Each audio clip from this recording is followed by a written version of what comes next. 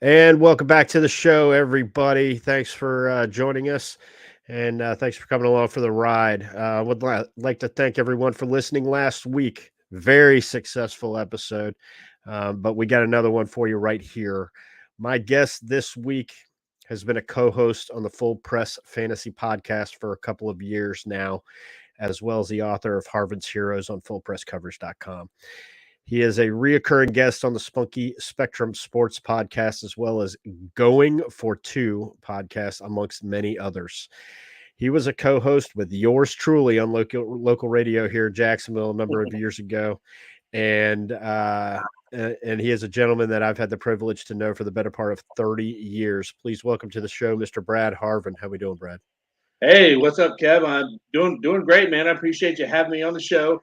And before we get started, I didn't know. I know it's been a while, but I still had that. I still have your Hanson CD. I didn't Oh know yeah. if I should send that back or just run it over to your house You know what's or what. funny is What's your favorite? I've been looking for that CD. I had Sure, Bop in my head, from those times we spent down in Gainesville. absolutely. I So, mean, yeah, just great times singing Bop. Sometimes you got to take your shirt off, wave it around in the air. sure, And just, I mean, we catered to the ladies back then, absolutely. with those kind of moves. So, We no, were man, the it's great to see you. And yeah, like you said, man, we've known each other for a while. I'm actually living right around the corner from where you grew up, man. So, nice, pretty wild. Yep, nice. Yeah, that's my old stomping grounds over there, absolutely. and the mom, or as we call her, grandma, now. Still lives over there. I Yep. do want to give a shout out real quick. I do want to give a shout out to and if she's listening to this, turn it off. Turn it the fuck off. But I want to give a shout out to my daughter. She got accepted to college today, and she's applied to a couple other ones, but she got her first acceptance today. So we're very proud and very excited for her. And she was extremely excited when she got to tell us that today. So that was pretty cool. But how'd you feel about this football season this year? Well, I mean, locally, being in Jacksonville, it was once again, a little bit up and down. But I might be in the minority here. But when they were, hitting the struggle bus after London and everything, I still had a little bit of confidence because I knew what the rest of the division, entailed. And I mean, just to get you had to beat the Titans twice. I Yeah, mean, regardless, but I mean the rest of the division just kind of limping along as well. If they were able to string together a few victories, which they did, they were able to get in the playoffs, and it was a lot of fun. I definitely missed the days when I had season tickets.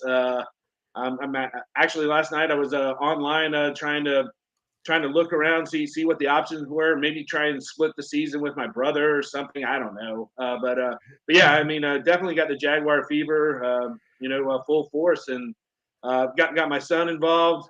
My wife is still quite the naysayer. yeah.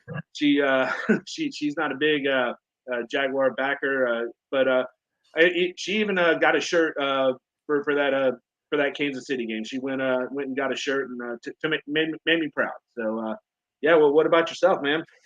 Well, if you look at it like this, they start the season. Let's take it up to the bye. They're 3-7 at the bye, and you gotta really, as a Jaguar fan, you're kind of like, oh my god, here we go again. You know, they weren't supposed to be as good as they were this year. So you kind of had that in the back of their head. You Right. know, the Doug Peterson coming in, putting in his system, changing the culture, doing a lot of healing, as he said. But you couldn't look past the fact that we knew, especially on offense, because until until the last Titans game in my house was, man, our defense sucks. Yeah. And until until they started scoring, but Mhm. it was like, hey, the defense sucks. But there was a lot of weapons on that offense. That offense was Absolutely. good. They went out and got Brandon Sheriff, Christian Kirk, Zay Jones, Evan Ingram, and so you kind of were waiting to see. You knew those guys were good. They've been around. They've made names for themselves. Right. But the one, or maybe two question marks were what was Trevor going to do and what was Travis Etienne going to do. I Right. was one of the people when they traded James Robinson. I was like, "What the fuck are you doing?" I was right with you. Yeah. You know, Yeah. For sure. and but it turned out, okay, Travis Etienne healthy. I think he's got maybe some injury issues, definitely injury issues. I wanted to know where he was in the second half of the Kansas City game, but can he stay healthy? Can he stay hurt? Can he learn how to play? But one thing is proven that we got ourselves a quarterback, Absolutely. and Absolutely. a really, really good one at that. And when they beat the Raiders, when they were down so many and beat the Raiders, I'll tell you this, and I told my wife this, and I've told everybody this: as long as Peterson and Lawrence are here, I will never turn off the game early again, ever. Sure. Yeah. It's certainly haven't said that, been able to say that in several years here in Jacksonville because once Bortles threw a couple pick sixes or something, the game was over in the first quarter or something like Right. that. Yeah, so I mean, yeah, for sure, both those guys are going to be an integral part of the future. Hopefully, we can keep Peterson around. Hopefully, he's happy here. From everything that I read and hear, I mean, it sounds like he likes being here and building this culture. Yeah, I mean, going back to the James Robinson thing, I was with you. I was not a big fan of that trade. I had a feeling that it would come up and bite him, late in the season. Which I mean, I guess if you uh, count the playoffs, I mean, I think it did. I think Robinson or a back like Robinson's stature could have done some damage in Kansas City. Especially just kind of because just the majority of those bubble screens and all that stuff. I mean, I think it could have loosened the defense up if they could have got a little bit of run game. But that's a big what if. So, but Sure. but yeah, I mean, but yeah, going forward, I mean, you've got to be excited. Jaguar fans got to be excited about the schedule next year. You get some nice names coming in town. You got a first place schedule, which of course is a challenge, but it's also good to see how your team measures up against the best in the league. And you get a good AFC North battle. I mean, you get the Bengals, you get Right. The Steelers away. I believe the Bengals and the Ravens are here, and the Browns and the Steelers are away. But you get that. You do get two with the Titans, two with the Texans, two with the Colts, and who knows what the Colts are going to do.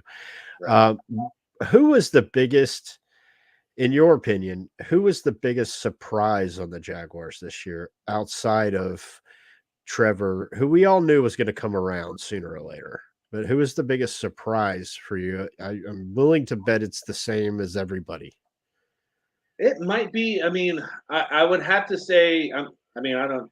I would have to go with Evan Ingram just coming Yeah, in on a 1 year contract, a prove it contract, where he had a real nice rookie year with the Giants, and then he had a case of the dropsies. Just a phenomenal, very athletic tight end. I mean, not your prototypical tight end that would line up at Wilson High School and just get knocked over and not really go out for passes. This guy, can go out. He can track the ball. He runs good routes. The big question was his hands, and everything we read and heard, and he put in the extra time here to do good things. And so yeah, my pick would be Evan Ingram. Was that what you were thinking? yeah. I would think most people would probably think Evan Ingram. I would think most of them didn't really know much about him, before he came on. I didn't, I didn't follow. He was with the Giants, right? Yeah, yeah. Yeah. He was So with the Giants, and yeah, I mean, I knew the name from fantasy football and all that stuff, and he would have a blip in the radar, and then he'd disappear for like 3 or 4 weeks, and you'd read about it because he was dropping the ball. And sure. no, I mean, he had a couple drops here, but certainly a big surprise. I mean, with some big games against the Titans and the others on the schedule. So yeah, for sure. It seems that he's always open. Yeah. when they need them. I mean, you can. What was impressive, especially the run down the end, what was impressive with the Jaguars was you knew what they were going to do. They're going to get into a third and long, and they're going to do that crossing route across the middle to either Kirk or Ingram, and they were going to get it, and they got it 90% of the damn Yeah. time. And it reminded me of that old Blue Chips movie, which it doesn't matter what you do, we'll go over there and tell them what we're doing because it matters how you do it. Mhm. And I thought that was impressive. The fact that for years the Jaguars have played from behind. Well, that wasn't really different. Just this year we came back. Mhm. You know, Yeah. I mean, I mean that Cowboys game. Come on, we Yeah. had no Jaguars had no business winning that game. Yeah, that was quite amazing. I mean, unfortunately, I was at a family function when all that was going on, but luckily we were able to get signal on somebody's phone right at the end of the fourth quarter and into overtime. So we just kind of snuck away. All the dudes kind of stuck away, got huddled around, and we're able to watch it on a little iPhone or whatever. But yeah, that was something else to have that mindset to come back. I mean, double digit deficit, and not just the Cowboy game. I mean, you mentioned the Raider game as well, but I mean, in hindsight, I mean, they got to be kicking themselves with the losses to the Broncos and the Giants and those guys Even at the even the beginning when you were even the right there. Commanders, Yeah, yeah, for the sure. very first game, that was a Yeah, very winnable game. even the team that's in the Super Bowl right now, the Eagles. I mean, Yep. they had them on the ropes, 14-0 in the first quarter in Philly. And yeah, four turnovers later, it looked worse than it actually was. But, The but yeah, no, the sign very exciting team. Yeah, the signs were definitely there early on. I think the signs were definitely there early on to say that especially when they beat the Chargers in San Diego. I mean, we have a history of not playing well on the West Coast. They ever. really had the signs were there to where you're like, if these guys could just do this, if they Mhm. could just score this. And I think the first time that I really noticed it was the Ravens game. And that was I turned to my son and I said, "Look, the Ravens, they're a playoff team. Yeah, We just beat a playoff team, barely, but we just beat them." right. So I think the playing from behind and learning how to win, I think that's a lot of it. You know, Sure. um, so last year, so the Jaguars won 4 games in 2 years. Okay, last year they had Urban Meyer as their head coach. Now, as a Gator fan, I ain't mad at Urban Meyer. I'm really not. The guy's kind of entertaining. Sure. He's kind of like the Bill Clinton of college football. Yeah. He is very entertaining, whether you like him or not. He's entertaining. But do you think, and I have a point here, but do you think that's the worst coaching hire in NFL history? Um, it is certainly up there as far as how it all played off. I mean, yeah, I'm with you. I have no ill will anymore towards Urban Meyer. I probably did right when everything happened with Gainesville because they certainly haven't done much since then. But I mean, yeah, the guy came in here thinking that it was college football, thinking he was going to be able to go out and recruit the best players. That's just not how it is. And obviously, the cupboard was pretty bare when he came in here in the first place. But yeah, all the shenanigans with Minshew and Lawrence are in a competition, and I mean he was taking away reps from Lawrence. Not to mention the fiasco in Ohio with the cute little blonde. Yeah, I would have to certainly put it up there, just off the top of my head, as one of the worst hires ever. What about Nate Hackett out in Denver? I mean that was pretty bad too. But I mean, I think a lot of that has to go on Russell Wilson. I mean, what the heck, dude? I mean, what $50 million a year, maybe more than that, coming in all pretty boy, coming from Seattle. The AFC West was supposed to be the big the big division in the AFC, and they lost two of their coaches after this year. So I mean, it's pretty wild stuff. I mean, Hackett certainly, some of the games I saw, certainly you could question some of his time management. Um, but I personally, I put shoulder a lot of that on Russell Wilson. I would tell him to his face. I mean, you suck this year. What is the reason I asked you about Urban Meyer was what are your thoughts on the effect that Doug Peterson had or has? I think he's just a professional. Professional. He's been in the game, been in the NFL for whatever, how many years as a quarterback, as a backup quarterback. Obviously, learned under some of the best, being Andy Reid, who's going to a Super Bowl again. And I just think just that mindset, just I think having that ring is obviously a big selling point, but really going out and getting like the Evan Ingram and spending the money on Christian Kirk. Now I know Trent Baalke had a lot to do with that, but bringing those kind of guys in who probably have a little bit of a chip on their shoulder, something to prove, and they've been in the league a little while. I mean, he can speak to that and get them fired up. I mean, you hear Ingram after the game and some of the interviews. He loves being here. He wants to get re-signed. I think that should be one of the Jacksonville's focal points this offseason to lock him up at least for a couple 3 years, something like that. To try and make this run happen, but yeah, I just think it's a calmness, it's a just professionalism, and just treating the guys with respect. I would say that the window is definitely open, wouldn't you? You know, um, Absolutely. Trevor Lawrence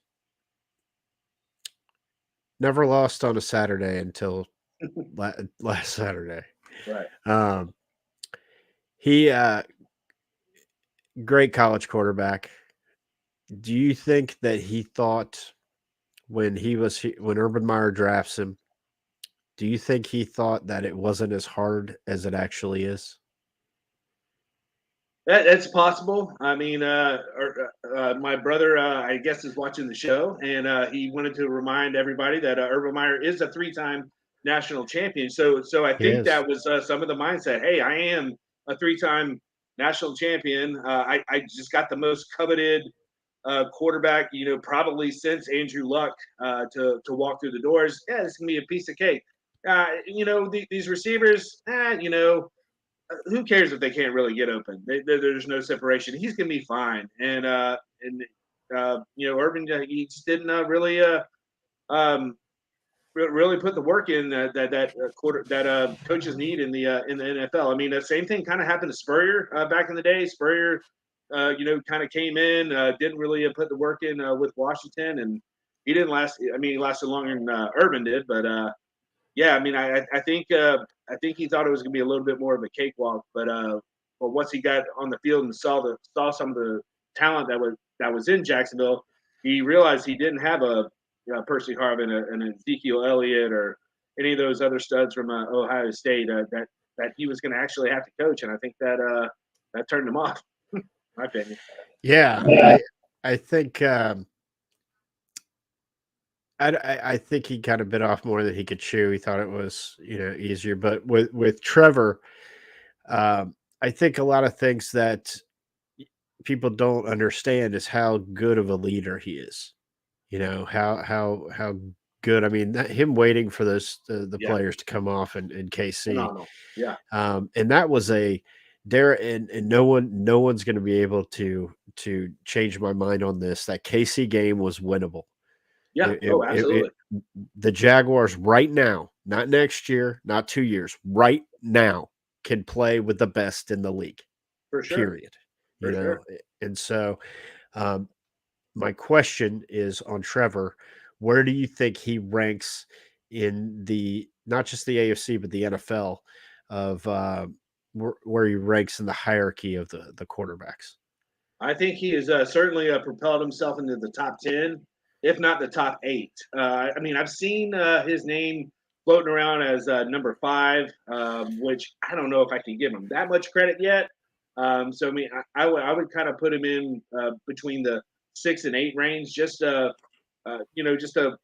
phenomenal turnaround from year 1 to 2. What the biggest jump in QB rating or whatever that whatever the hell that is. And I mean, 30 total touchdowns. I think 25 passing, 5 rushing. Uh, Obviously got the interceptions down. And just think about it. Next year, Calvin Ridley's coming back. Maybe a little lighter in his pockets from his gambling woes, but that's gonna be a prolific offense. Ridley, Kirk, hopefully Ingram, Zay Jones in the middle. I don't know if Marvin Jones is gonna be around or not. I mean, good luck and everything. Thanks for everything you did, but I mean, it's gonna be even more weapons that they're giving them, and I think that's gonna be very exciting. I don't put a lot of stock into mock drafts. And just because I can't figure out for the fucking life of me why Mel Kiper Jr. has a job, you only see him 2 months out of the damn year. But um, I did see one mock draft had us taking a tight end at the dude at Notre Dame. Yeah, because I think Bowers from Georgia is going to be gone, right? Or is he going back? Did he No, declare? he's only a sophomore. He's a true sophomore, so he has to come back. Yeah, he has to come. Okay, so Ridiculous. that dude, that Myers guy out of Notre Dame, but then I saw him taking a receiver, and I'm like, why? TCU guy, yeah. Yeah, why? You know. Um, Yeah, so I don't what? think people are doing their homework.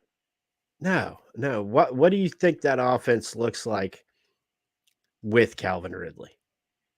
I think it becomes even more dynamic. I think it goes down the field a lot more. Ridley is certainly a speed threat.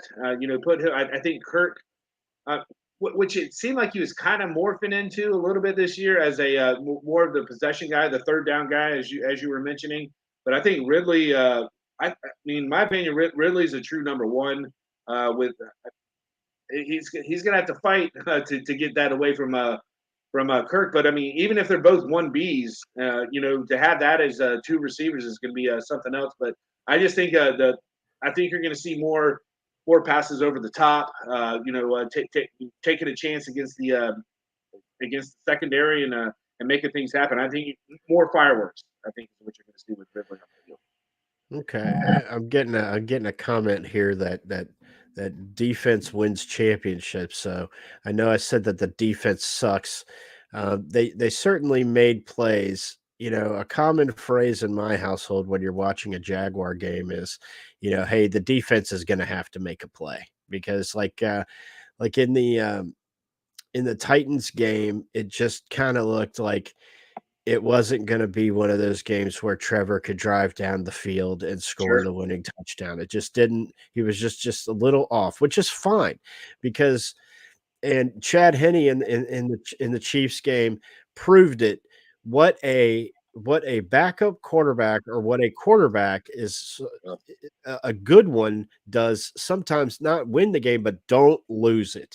yeah. I mean, Henne. That's why I swear to God, the most important position is having a veteran backup quarterback because they Right. won't go out. That's why Flacco still has a fucking job, Yeah. because he won't go out and win the game, but he won't lose it. He's got the Sure. experience of what not to do. And I thought Trevor did in the Titans game specifically did a really good job of what not to do, but the defense won that game. Sure. So, what do you think the defense needs to do to not have me complain about them anymore? Well, I mean, it's kind of funny. I mean, the defense, I mean, is certainly a roller coaster. I mean, you go back to that Lions game and giving up 50 plus points, I think, just looking awful, which the Lions have a very prolific offense, especially indoors. One thing I did notice that was different compared to some of the years in the past is there were some adjustments at halftime. I mean, the Titans game, the Chargers game. I mean, uh, the Ravens game, the Raiders game. Obviously, Devontae Adams, I think, had 10 catches in the first half, and he didn't have one catch in the second half. So give it to the rookie defensive coordinator, Mike Caldwell. I mean, I think they're going to keep him around. I think they need to change up the defense. Get away from a 3-4. They need a pass rush. My God, I Jesus. mean, watching the two games this past weekend. I mean, Philly, that Reddick guy from Philly, 2.5 sacks and a forced fumble. Chris Jones, right up the gut. Just taking out Burrow. I mean, they sacked Burrow three straight plays in three in a series. Uh, Jacksonville has to do that. You have to be able to get the opposing quarterback off their mark, disrupt the timing. That helps out the secondary, obviously. Somebody needs to step up. I don't know if that person's already on the team. From what I saw, I mean, you see glimpses of that from Trayvon Walker. Not enough from Josh Allen for what I think they're about to pay him or already paid him. What I can't keep track of that, but somebody has to get to the quarterback, and that's number one. I think that solves so many problems. I'm glad you said that because if you look specifically at the Phillies 49ers game, um, Phillies pass rush is so good. They knocked out not one but two quarterbacks and went back to one that couldn't throw the ball. They Right. handed off the ball. And I mean, the two passes that he tried to pass were very short to Christian McCaffrey. And I mean, that's how good a pass rush, is needed, in the NFL. I would say resign Ingram. You got Ridley, maybe do some, and I do want to give props. We complained for years about the offensive line here in Jacksonville, Florida, and the offensive line played well. Absolutely, absolutely. They Even play they Juwan played Taylor, who was getting bashed last year. yeah, Taylor turned it around this year, especially late in the season. and with a rookie center, that really bodes well for going on and you get Cam Robinson back. I don't know if they're going to they use a franchise on him this year. Can they use it again? I think you can use it twice. Okay. So, but maybe they make it, maybe they don't. But Walker Little, I thought played pretty good, you know? Um, okay. So let's move on from the Jags here for a second. All right, Um, if we must. yeah, I know you're a big fantasy guy, right? So Yes. what players surprised you fantasy wise in the NFL this year? Well, I think there was a time in the middle of the season that Ramondre Stevenson for the Patriots was, you know, a was up in the top three of running backs. He was running the ball. He was getting anywhere from like 5 to 8 catches a game. I think that was a huge one. It looks like he is certainly taken over from Damian Harris. Some other ones, trying to think. I mean, Christian Kirk. I mean, you look at him. He came into Jacksonville. There was a lot of grumbling about uh, him getting paid that much money, and all he did was go out there and perform and have a nice season. Um, Quarterback wise, for me personally, it's got to be Jalen Hurts, who is, and it's hard to say that because he's in the MVP running, but I mean, there's so many question marks going into the season, swirling around that Philly job. What's going on, and really how he tapered off last year. He was having a nice year, certainly tapered off at the end of the year, and then really just shit the bed against the Bucks in the playoffs. So there was a lot of question marks. They did try and make things better with going out and getting AJ Brown, which certainly was a boost. So off the top of my head, those are three of the guys that I can think of.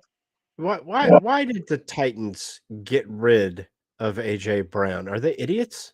I mean, they must be. Didn't the GM get fired, or He was did. that? Yeah, I mean, that's probably why. I don't understand that. I mean, I think they saw a similar skill set in Traylon Burks, and to draft. I mean, I think all along that was the thing. Bring him in. Um, I mean, I think there was money issues. AJ Brown and the agent were wanting more money, but I mean, the guy's under contract. He was going to play for you at least this year, and your window is definitely closing. I mean, Henry's not getting any younger. Tannehill's hot garbage, and when he's on the field, so you needed somebody to be on the outside, and they certainly did not have that. And you saw that. So I'm not sure what exactly they were thinking. That was definitely a little bit of a perplexing, I guess, a day of trade, a day of the draft trade. Let me ask you this. Let's just say that you own or you're the GM of an NFL franchise and you have like a mid to late first round pick, anywhere from maybe 20 on, okay? And the GM of the Tennessee Titans, the evil empire, they call you and say, I will trade you Derrick Henry right now for that first round pick. Do you take it? I do. Okay. I mean, if you are if you're drafting late or mid 20s, that means that you most likely made the playoffs the previous year, and your window is open. I think Derrick Henry still has plenty of tread on the tires, not to use a draft term, but I mean the guy does. I mean he did struggle. He did kind of take a step back as far as yards per carry this season, but the guy is an absolute beast. I mean, I know I'm a Jaguars fan. I love watching Derrick Henry abuse people except when he's playing the Jaguars. I mean, like if there's other games, I mean, I love watching him stiff arm people and just truck people. Local kid, I followed him a lot. When he was at Yulee. Um, and what he did in Alabama. So I still think he has at least a couple years. This year he proved that he could catch the ball, which is something that he hasn't really done in the past as well. So I mean that certainly propelled him in fantasy football standpoints with the receptions. But I still think he has it, and he's a threat to get 100 yards every single time. Sticking with running backs really quick, in your opinion, is Ezekiel Elliott done? Yeah, I think he is certainly on the downward spiral. I think Dallas is kicking themselves a little bit for giving him that kind of a longer contract than most running backs get. I was very happy to see Tony Pollard, have shine a little bit this season. Number one, I really like the kid coming out of college, and then I think I had him on every single fantasy team that I that I had this season. So I like those. I liked his craftiness, but um, I think some of the what we saw this year is Elliott kind of succumbing to the injury bug a little bit too. I think that has a lot to do with his time in the league. Um, he doesn't seem like he has the explosiveness like he used to. He can still catch the ball out of the outfield, out of the backfield, but he's not doing too much with it. I think Dallas is stuck with him for at least one, maybe years with that contract. So that's on them, but I do think he's on a serious decline. What teams this year surprised you, either good or bad? I'll give you an example. I'll give you mine really quick. Naturally, probably I would say on the surprising teams and the good, in fact, there are three. Naturally, the Jacksonville Jaguars being one. I think the New York Giants, you know, and for a majority of the year, the New York Jets, that were in there. I think that the Miami Dolphins had Tua not gotten 9 concussions this year, that they would have been they would have beaten Buffalo. Yeah, I think there's something wrong in Buffalo, but I don't think any team is as disappointing. And you know what? And another surprising team, um, the Seahawks to a degree. sure. To a degree, with Geno Smith as their Geno quarterback. Smith, are you fucking kidding If me? you Yeah, asked, if you asked, I mean, we're old, but if you asked like the generation, the Z people, where did Geno Smith go to college? I don't even think they know that there's a college in West Virginia.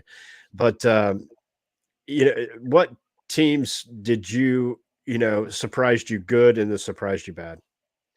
I would think the surprising good was going to be for me would be the Minnesota Vikings. I I was not thrilled about what their defense had, and that certainly showed up in several games.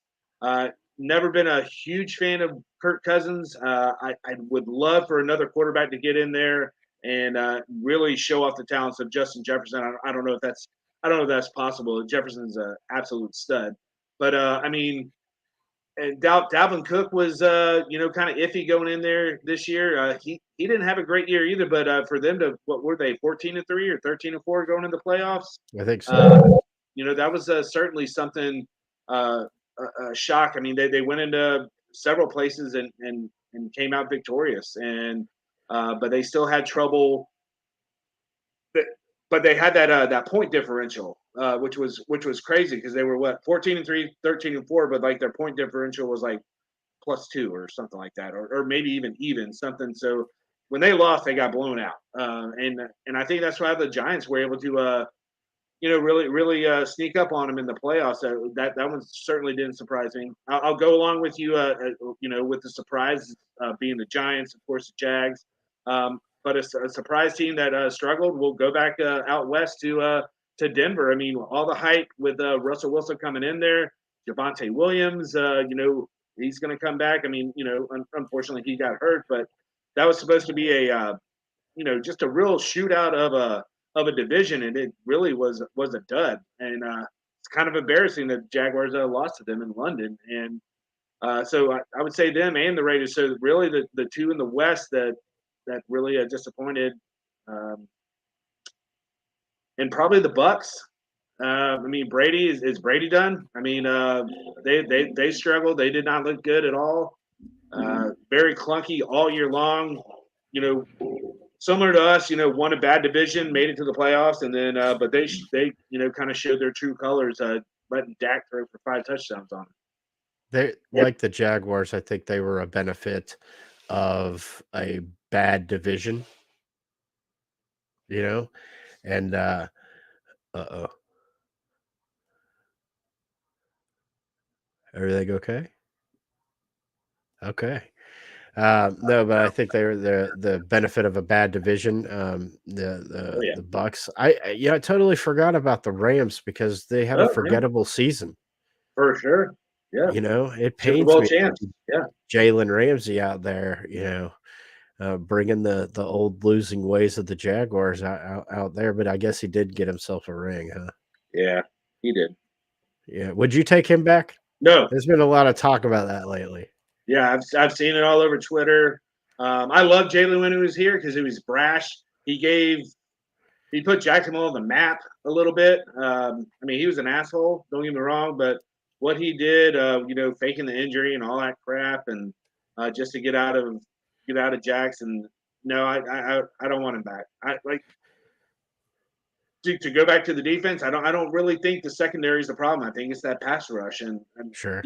he's way too expensive to come in here. He can stay out west with Aaron Donald if he decides to come back.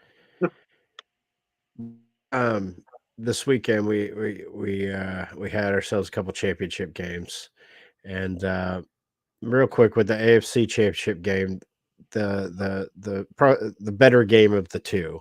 Yeah, Um, it's unfortunate that it has to come down to a penalty, and but in my opinion, this is what I told my son. I said, it's kind of like, and I'm going to go off beat here, but I have a point. It's kind of like why the pass interference penalty is a spot foul in the NFL, but right. it's a 50 in college. It's because in the NFL, they're professionals. So they are conceding the fact that had he not been interfered with, he would have caught it. And that's why it's placed at the spot. They're technically amateurs in college. I don't care. I don't want to get into the NIL debate, but they're technically amateurs in college. But you're saying a professional wide receiver, he's going to catch that ball. Well, the professional football player needs to know that when the golden boy of the NFL is out of bounds, not to touch him. Yeah, yeah, absolutely. I mean, it's. I mean, he's going full speed. His vision's a little off, but I mean but his vision forward could see the white line, and yes, I mean, just a costly mistake. And I mean, the poor guy, he played an amazing game. I don't know how many tackles he had, but I know he had at least a couple tackles for losses. Some pass breakups. I think he's just a second year player. But yeah, just a great mistake. But I mean, I could go back to that repeating that third down. What the hell was that? I mean, I've never seen that in Yeah. my entire life. And I'm chatting with my friend, and of course they end up having to punt anyway. but the Bengals lost a timeout during that. So so if you didn't get to see it, third down was played. Uh, the Bengals stopped him. We're about to get off the field, but the ref came in and said, was saying, "Oh no, we got to redo the down because the clock wasn't moving or something like that." But he was so far off the field, he didn't really make a huge, I don't know, attempt. I mean, he waved his hands a couple little bit, but so of course the Chiefs get it. Next play is a penalty on the Bengals, automatic first down. Uh, they do they do end up punting, but during that time, like I said, the Bengals had to burn a timeout because I think they had like 12 guys on the field or something like that. And I Right. think that kind of messed with Burrow mentally when he started that drive. Kind of what was it like on the 4 yard line or something like that? I mean, he had two timeouts or maybe only one, but he could have had that extra one. Uh, I think that kind of affected him. Maybe changed the play calling. Trying to get not stay in the center there. And I don't know why they would punt to somebody like that. Get it out of bounds. Kick it away. I mean, it was a lone line drive. Lone line drive. Sky Moore hasn't done much of anything all season. He catches that, gets a nice block in the back from a couple guys, has a 25-yard return to midfield, and then we go on to the play when Mahomes gets knocked out. So yeah, it was. I'm not a Bengals fan, but I did want them to win. Right. Right. I think everybody might be. I think the Chiefs might be getting a little patrioty, Yeah, certainly to seems that way for sure. and they're getting some treatment there. I thought the Bengals um, played a good game. I, the only thing that I want anybody that plays the Chiefs to do is please put somebody on fucking Travis Kelsey. How hard 14 catches against us? Seriously, It's ridiculous. anybody, he's always open. It's like Tecmo Bowl with Jerry Rice. It was always open. Nobody ever around him. I'm like, what the hell? Somebody cover 87, please. Yeah, Yeah, yeah, and it goes back to with Brady and Gronk. Gronk was yeah, always open, dude. yeah, Somebody cover that guy. yeah. And I mean with Kelly, especially when they played the Jags, man, it was just, what are you doing? Constant. Yeah, yeah, You know, yeah. when They did when not make any adjustments with that. No. when Chad Henne can drive like 96 yards, I mean, you take that away. I mean, it's Yeah. the game was winnable. I know. Oh, I was so pumped up when that happened, man. When I'm like Henny's trotting out there, he's on the 2 yard line. I'm like, okay, we got this. And then he takes him 98 yards. I'm like, are you kidding me? Ugh. we what we were saying was hey Chad, you remember a couple of them the picks that you like to throw? How Yeah, about one right here? yeah, Those picks that you like to throw. We know you got a couple in you. yeah, You yeah, know, yeah. Try and throw deep and be about 5 yards short, like you were for us. yeah, Yeah, yeah. sure. But as I said earlier, veteran quarterback as the backup knows really. He's been along, dude. Chad Henne has made every fucking mistake in the book, so he knows what not to do. Absolutely, absolutely. And but wow. I mean, that was the game changer there, man. Because we had him. We oh man. Oh well. Yeah. It's okay. Um, over to Still the trying to get over it. NFC Championship game. I seriously thought that this game, I was screaming, take the under. I was screaming, it's going to be 17-14, because you got two really, really, Oh, really come good on with that. Yeah, defenses, yeah. two really good defenses. Problem was, uh, if I was rooting for anybody, it was probably the 49ers because they kind of got the injury bug all year. Kind of the 49ers, and they've gone through now four quarterbacks, and they still won, what was it, something stupid like 12 games in a row, Yeah, with them, but and again, watching the Eagles, they're beatable, but their defense is really, really, really good. The old cliche of offense wins games, defense wins championships. They are really good.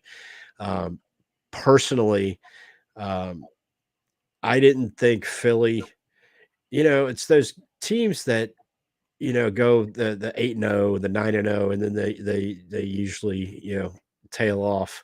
But I didn't think Philly looked like the best team in the NFL until Sunday. But then again, they didn't have a quarterback playing against them really. Right. Yeah, You no, know, I completely agree. I thought going into the playoffs, I thought Philly was certainly beatable. I thought the Giants would be able to sneak in there and get them. That I was sorely mistaken on that.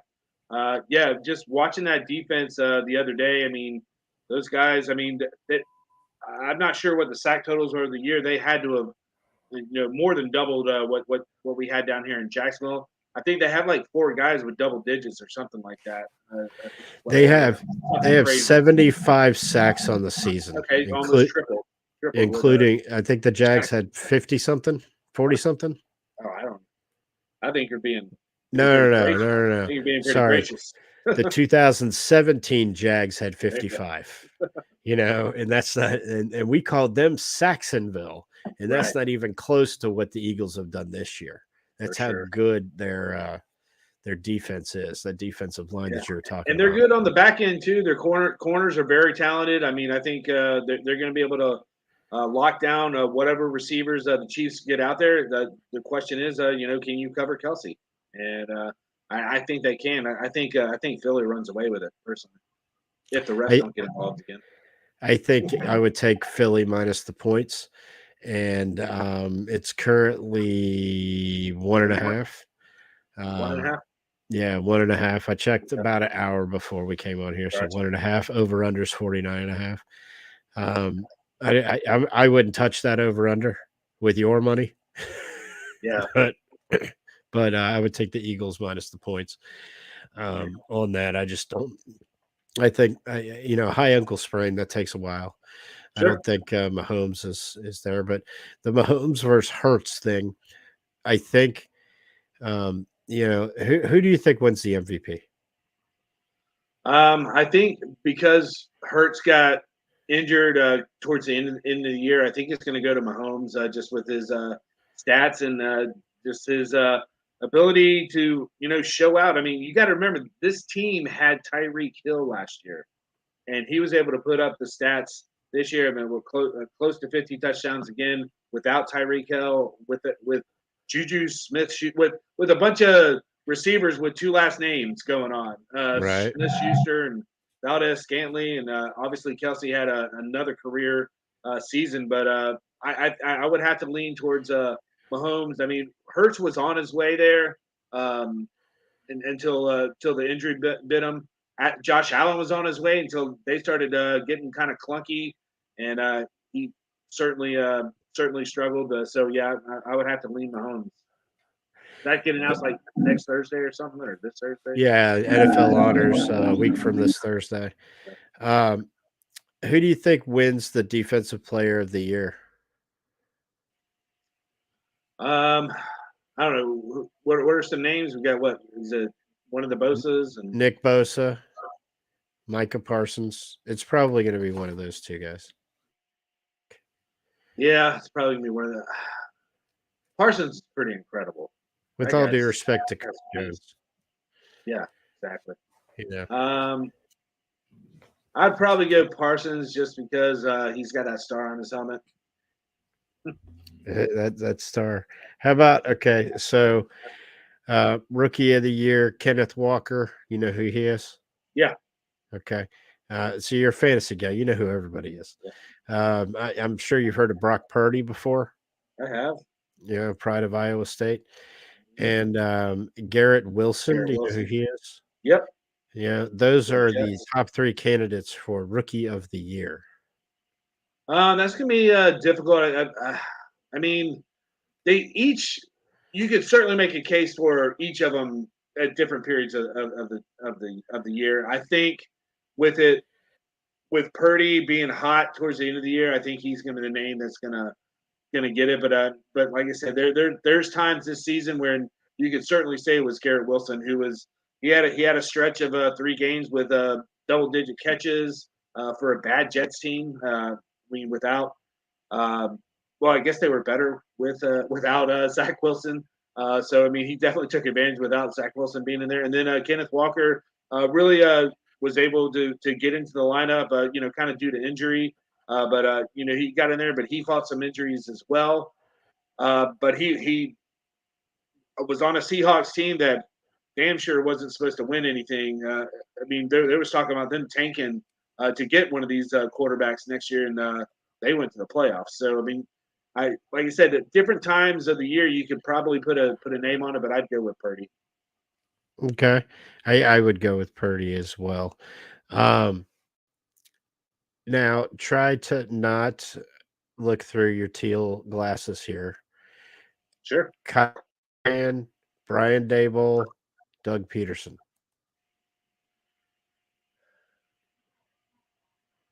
Yeah, I'm trying not to look through there. I'm probably going to go Dable.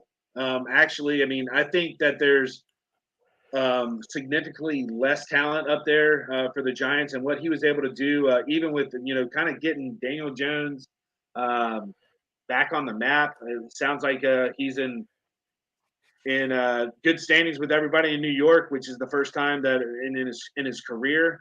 So I think him going in there, going in the NFC East, having to play Dallas twice, having to play Philly twice, and making the playoffs and making some noise in the playoffs. Taking down a number 2 seed or 3 seed, and but it but Peterson would probably be a close second. Okay. Okay. Real quick, we just got a few minutes here. Um, what are your thoughts on the officiating this year as a whole? I mean, once again, just atrocious. I mean, it certainly reared its head in the playoffs. The, I mean, just that Kansas City game alone, not just the one last week, but the one against us. I thought there was a whole lot of holding going on to protect Mahomes. I mean, I think if Jacksonville would have hit Mahomes, put him on the ground just one time after that high ankle sprain, I don't think he would have gotten back up again. Certainly don't want to wish that on anybody, but that to go back to your point about that was that the opportunity to win. But yeah, I mean, I think just once again, just inconsistency with the pass interferences. I think that teams are taking advantage of it of the third and longs, just chucking it down the field and hoping for a defensive hold or a pass interference. And I mean, it's in a way it's smart because that's what the officials are dealing with, so or calling. So yeah, I mean, I think something needs to be done. I mean, even in that Philly game, and Devontae Smith, he didn't catch that ball, but I mean that's on Shanahan for not throwing the challenge flag. But Sure. um, I mean it's hard. I can't imagine how difficult it is to keep up with those guys at the pace of play. Do you think anything's been different this year? Or No, I think it fucking blows. yeah, I think everything bad in the world is because of two things: the NFL officiating and the Major League Baseball umpires are the worst officials in all of sports. sure, I think the NFL is trying tired of me saying that, so they're trying to suck more so they can get the title of worst official in all of sports. Real quick, if Philly wins the Super Bowl, to what degree do they burn down their city? I would say I'm going to give it at least a 38% chance of the city going into flames, if not higher. I may want to take the over on that. Yeah, I mean they're nuts. I mean, I saw a video just today. Some dude was crowdsourcing, like shooting out Jello shots to people and handstand surfboard. They're going to go nuts. I mean, they went nuts in what 2018 as well. So I mean, they're already talking about greasing up the street poles and stuff like that, so people don't climb up there, all that good stuff. But That's it could be crazy. interesting to watch for sure. How do you get the grease off? They just I all don't know. year. Okay. I don't I know. mean, I Throw some salt on there. I don't just know. I was just wondering that. I mean, it's there, and then if poor Buffalo, if they ever win themselves a Super Bowl, there is not going to be a straight table in that place. Yeah, they may fall into a lake or something. The whole city may just go into one of those lakes up there. Poor Buffalo. Okay, with the few minutes we got left, let's do some Super Bowl props. All right. Sure. Yeah. Okay, so I'm going to read these. I'm not going to read the dumb ones because they're certainly dumb, but I'm going to read this. Okay, so Chris Stapleton is singing the national anthem. Do you think it's over or under 1 minute 21 and a half? Over. I think he's gonna draw out some notes for sure. Yeah, I think it's over too. That's really not that long. Yeah. Uh, heads or tails? Heads. I don't know. Okay, I always go tails. There you go. So you got Philly, and you got KC. Is the first offensive play going to be a run or a pass attempt? For either team or just in general. Yeah, either team. Um, it's gonna be a pass attempt. Okay. Hurts Who's to got Goddard and Mahomes to Juju Smith-Schuster on a curl route or something. I don't know. okay? Who scores first? I'm going with the team who gets the ball first. I agree. I agree. Yeah, whoever gets the ball after the coin flip, I think they take it down. 2 weeks to prepare with those offenses, they're gonna take advantage. You think that the first turnover will be a fumble, interception, or a turnover on downs? Fumble. Okay. Which team will commit the first accepted penalty of the game, the Chiefs or Eagles? We'll commit it. Eagles. Yeah, I think the first penalty is going to be they get too close to Mahomes. They Roughing the call passer. roughing the passer. Yeah. You There know, you go. I think, I Too think close that's to what. the ankle. Yep. Which will either team score during the last 2 minutes of the first half? Yes. Okay, how are you on your Rihanna? Not uh, not too well. I'm okay. Okay, I have no fucking clue what any of these songs are. Okay. Which song will be performed first at the halftime show? And I'm just reading on here. If I butcher Umbrella, We Found Love, Where Have You Been? What's My Name? Hmm. I think she ends with umbrella, so I'll Okay. say she starts with "What's my name." I've I'm never heard of still it, but yeah, let's go Man, for I'm it. still listening to stuff from the 90s, dude. Yeah, I've never I may have heard these songs, but I don't I had to look up who Rihanna was, but apparently she was that chick on that Eminem song. yeah, Yeah, monster. Yeah, yeah. I like the hip hop. absolutely. Yeah, I mean, Yeah. I know a lot of the stuff that she's done collaborations with, but yeah, no, I don't know a lot of her solo stuff. Okay. Do you think anybody will accompany Rihanna on stage to perform a song with her? That's got to be a yes, right? Yeah, Don't they always do that? I think so. Yeah, I think so. I think someone comes out, does something. Could be. I mean, Um, that'd be nice. yeah, that'd be cool. What didn't Eminem come out last year though Yeah, with the rap thing? yeah. Um, okay, enough of the halftime show questions. Okay, so total number of players to attempt a pass, is it over 2.5 or under 2.5? Total players to attempt to pass. Um, let's keep it under. I think both these guys are going to stay in there. Okay, who will have more passing yards, Mahomes or Hurts? Mahomes. Okay, I agree.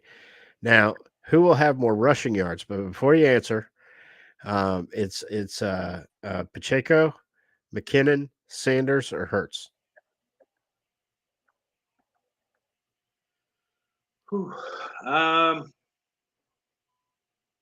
Checo was running hard last week, man. He was looking good for the little rookie, but I think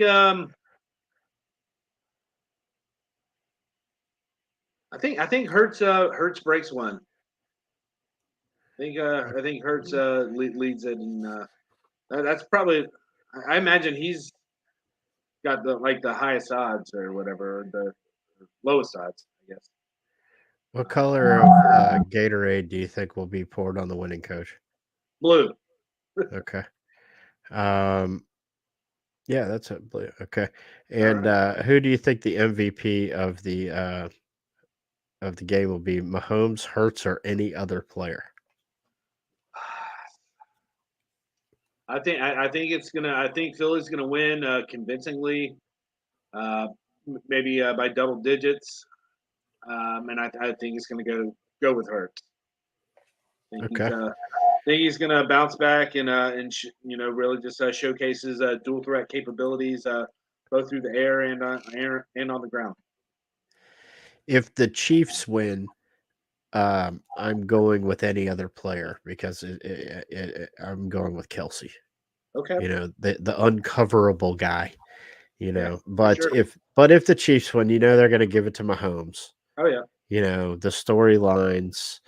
The hurt guy. If I had to hear Tony Romo say one more time, what a gutsy performance against the Uh, Jaguars. I No, know. it wasn't. He got lucky.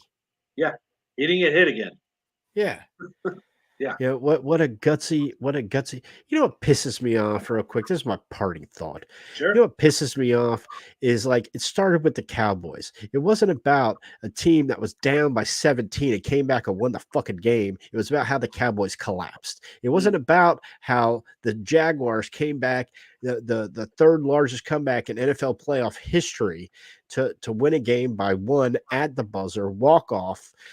It was about how the Chargers collapsed and Staley should be fired. right. It's never about it's like when the Braves won the World Series. It wasn't about that. It was about how many hurt players the Astros had. And I mean, it's just if I had to hear Tony Romo talk about how courageous Patrick Mahomes was, and I'm not down in the guy, I don't wish him hurt either. I'm just saying that team's beatable, and I think they're Yeah. fitting to get beat. I completely agree. And I mean, I think the rest of the league has been served notice by the Jaguars. They're Sure. coming. Here they come. And I think that there's no bone in my body. Don't get me wrong. There's absolutely zero bone in my body that is rooting for the Philadelphia Eagles. They're the Sure. worst fans on the face of the earth. They're just this I'm putting them even with Yankees fans. Okay. They're pretty bad. Um, I do not want the Phillies to be in the World Series and the Eagles. Yeah, I'm tired of the city of and there's absolutely no bone in my body that is going for them. I just think that it's kind of like who do I want to win or who do I think is going Right. so who do you think is going to win? I definitely think Philly takes care of business. That defense I saw on Sunday is going to be able to get after Mahomes and uh, get him off his mark. I think the Chiefs wide receivers are not good, um, and I think the as I mentioned with the Slay and Bradbury, I think they're going to be able to lock it down, and I just think that Eagle pass rush is going to be the difference. I agree. Well, Brad, I want to thank you for joining me tonight. We're at Sure. the end of our time here. Real quick, tell them where they can hear the podcast that you're on. Sure. Yeah. We come out about definitely once a week when the season's going on. We're like every other week now, but it's at a full press coverage. It's a full press fantasy podcast. I'm on there with my buddy Kyle Center. I've been doing it for a couple years.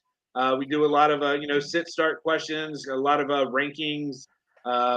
We debate. We get along. We also can go after each other. He's the more the analytical guy, has all the numbers and everything, and I'm the guy who just kind of shows up and shoots from the hip and tries to be a little bit funny and and just provide some fantasy football knowledge. Cool deal. We'll check him out. The Full Press Fantasy Podcast.